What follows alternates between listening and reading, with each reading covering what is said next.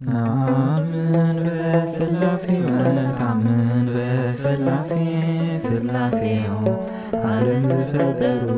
ሥላሴዮ ከቢሮም ዝነብሩ ሥላሴዮ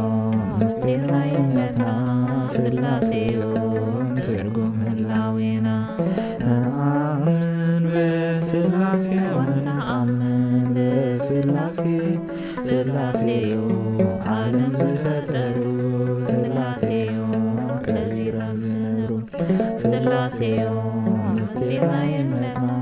ሥላሴዮ ትርጉም ህላዌና ሥላሴ አብደታት መምሬን ኩሉ አብርሃም ሥላሴ ክብሪ ናይ ጎይቱ ርዩ ብምግራም ሥላሴ ከገልግሎም ኢሉ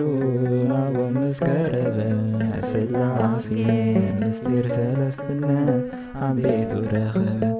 ነአምን በሥላሴ ወነአምን በሥላሴ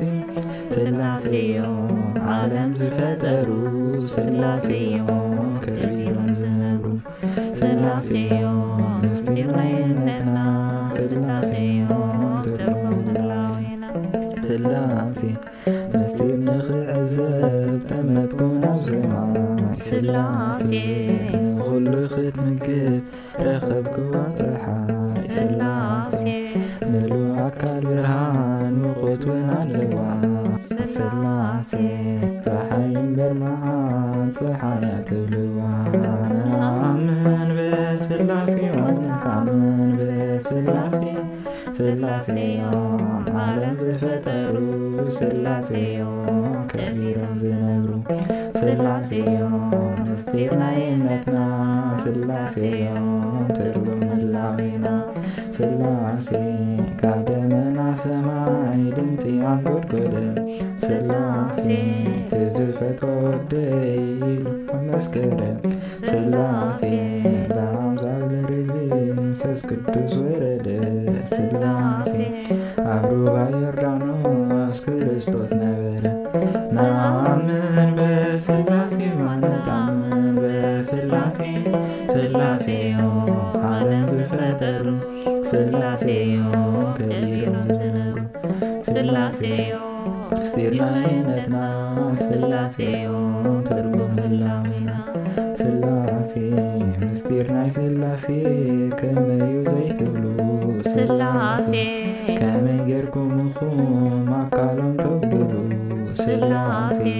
ብመለኮት ሓደ ብኣካል ሰለስተ ሥላሴ ኣይንብለኒና ክልተ ወይ ኣርባዕተ ነአምን በሥላሴ ወነአምን በሥላሴ ሥላሴዮ ዓለም ዝፈጠሩ ሥላሴዮ ከቢሮም ዝነብሩ ሥላሴዮ ምስጢር ናይ እምነትና ሥላሴዮ ትርጉም ህላዌና ነአምን በሥላሴ ወነአምን በሥላሴ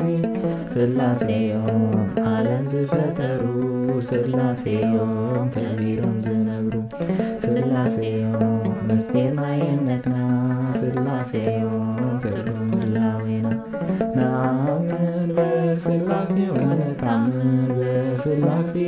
ሥላሴዮ ዓለም ዝፈጠሩ ሥላሴዮ